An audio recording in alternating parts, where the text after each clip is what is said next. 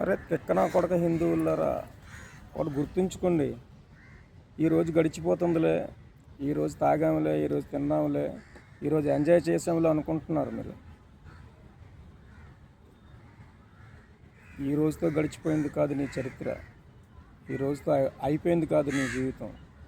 రేపటి రోజున నీ పిల్లలకు బంగారు భవిష్యత్తుని ఇవ్వాలి అంటే ఈరోజే నువ్వు నీ ధర్మం కోసం తెలుసుకోవాలి, నీ దేశం కోసం కాస్త సమయాన్నైనా కేటాయించాలి.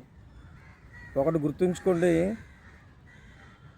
అంబేద్కర్ గారు రాసినటువంటి రాజ్యాంగంలో మీరు SC, ST, BC, OC general కేటగిరీలుగా కావచ్చేమో కానీ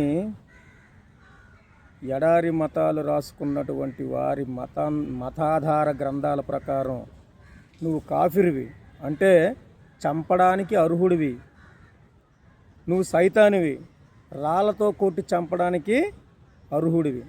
ఇది గుర్తుంచుకో.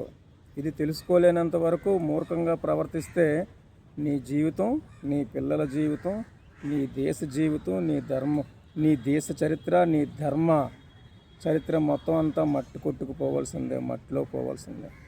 కనుక మళ్ళీ అంటున్నాను, మూర్ఖ హిందువులారా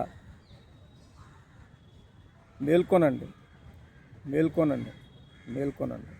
జై శ్రీరామ్, జై సనాతన ధర్మం, భారత్ మాతాకి జై. దేశం, దైవం, ధర్మం కోసం నేను మీ జై శ్రీరామ్ జోగారావు. జై హింద్.